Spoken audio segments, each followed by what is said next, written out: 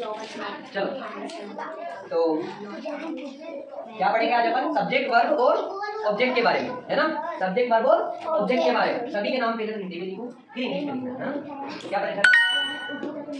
सभी के नाम पहले तो क्या करना है? हिंदी में लिखना है फिर इंग्लिश में लिखना है। क्या परेशानी कुछ आएगी? चलो सब्जेक्ट वर्ब और ऑब्जेक्ट के बारे में पढ़ेंगे, है ना? कोई बता सकता है सब्जेक्ट क्या होता है?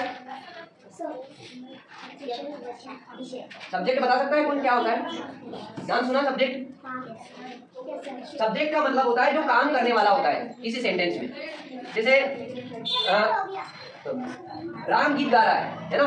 राम गीत गा रहा है ना? तो इसमें गीत कौन गा रहा है? राम। तो राम क्या हो गया? सब्जेक्ट हो गया। राम क्या हो गया? सब्जेक्ट हो गया।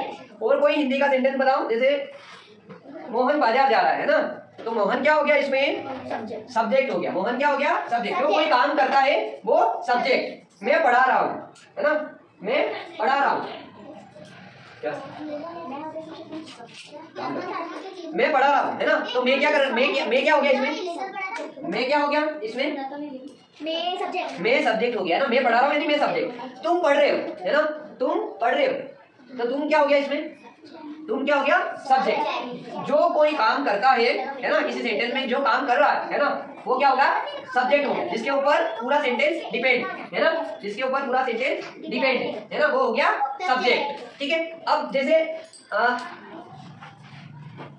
तुम पढ़ रहे हो, क्या कर रहे हो? पढ़ रहे हो, है ना? तो तुम पढ़ रहे हो तो क्या काम कर रहे हो वो बताओ मेरे को।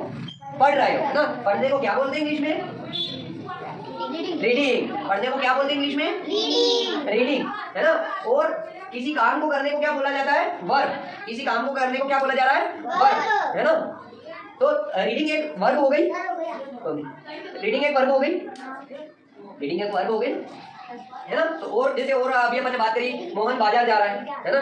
मोहन कहाँ जा रहा है? बाजार जा रहा है ना? तो क्या जो बाजार जा रहा है ना, जाना एक वर्ब हो गई। अपन वर्ब के बारे में पहले डिस्कस कर चुके हैं, है ना? तो वर्ब आप पहचान लोगे आप, है ना? सीता नाच रही है, इसमें वर्ब क्या है? नाचना वर्ब है ना? सीमा खा रही है, इसमें वर्ब क्या है? खाना इसमें वर्ब है ना? ईटिंग। ओके।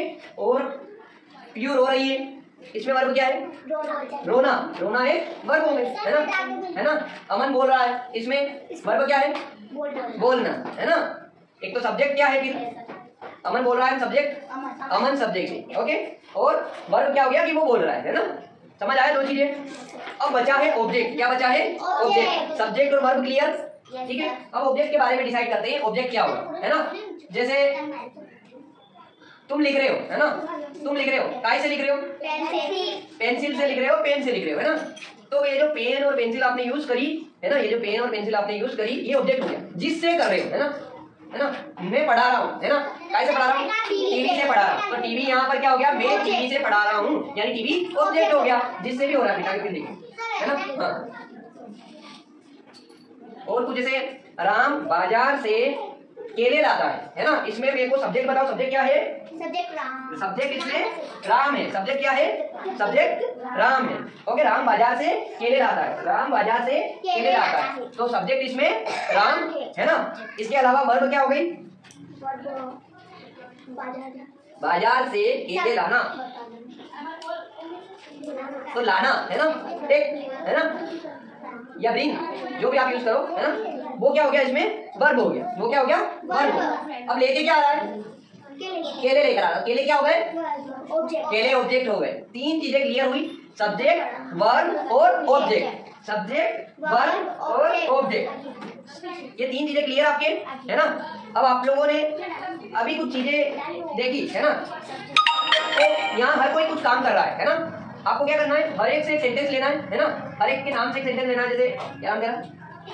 टीना लिख रही है ना? इसको इंग्लिश में कन्वर्ट करना है ना? टीना लिख रही है ना? इसमें अभी ऑब्जेक्ट अपन ने डाला नहीं। ऑब्जेक्ट डाल सकते इसमें कि भाई टीना पेंसिल से लिख रही है ना? टीना पेंसिल से लिख रही है। हिंदी में लिखो टीना पेंसिल से लिख रही है।